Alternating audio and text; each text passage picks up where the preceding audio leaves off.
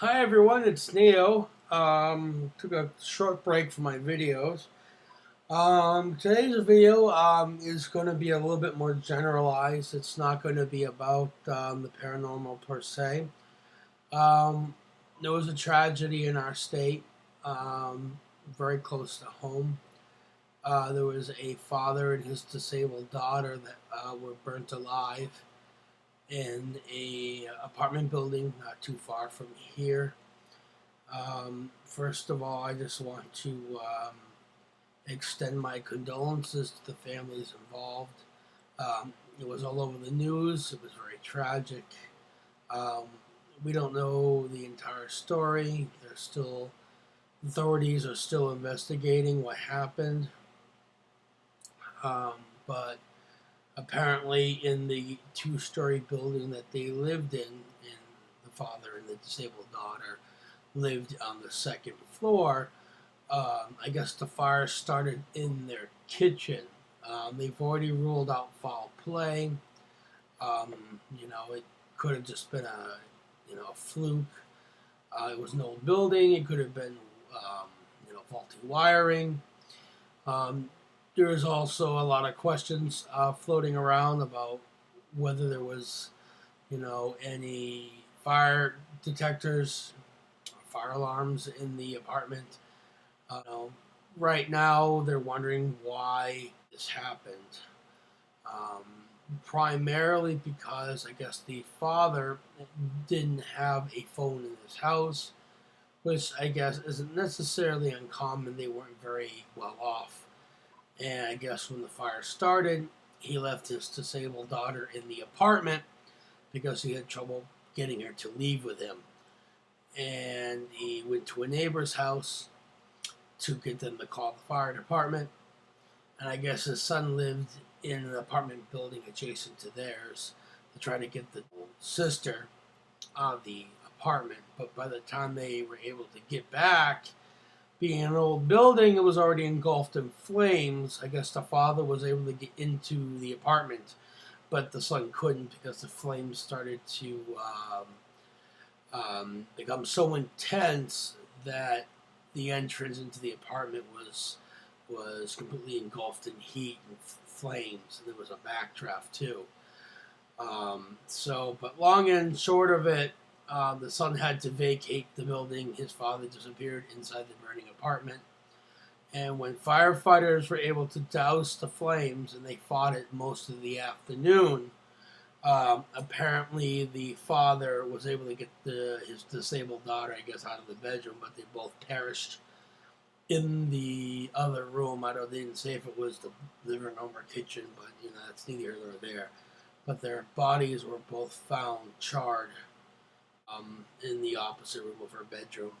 And my heart and my wife's heart go out to them and their families. It's quite tragic. Everyone is really saddened by this, and it's a sad thing. Apparently, this disabled young lady was about 27 years old, a great woman. Um, she had most of her faculties. She could walk, she could talk, but had a lot of motor skill issues, I guess. I don't know the whole story. So I don't want to put something out there that might not be true. But the thing that I like to touch on is that, there are a lot of disabled people out there. And, people like us who aren't disabled, we take things for granted. We take a lot of things for granted, like our health, our ability to walk, to do everyday things, open a door, to comprehend things. And I don't think we take enough time in our busy schedules to sit back and appreciate life for what it is. People who are disabled have a special gift. And one of those special gifts is to make us realize how lucky we are, how lucky we truly are as people, to be able to do these simple everyday tasks that they can't. It's not something that any of us appreciate on a daily basis. We seem to forget that life is precious, And every time we walk out that front door, you know, to go to work, to the store, to run errands, or whatever it might be, that we truly run the risk of it being our last day on earth. And it's something that we all just need to open our minds to and understand that, you know, everything is sacred, life is precious, and when there is a loss of life, you know, we should respect what we have. We should count ourselves lucky and not be so selfish and so self-deluded. The thing to remember is that, you know, even though this is a tragedy, and tragedies seem to happen on a daily basis, you know, this one specifically really hit home because it was very, very, very terrible incident. They could hear the father and his daughter, I guess, screaming as they burnt alive inside the apartment, and obviously there was nothing they could do.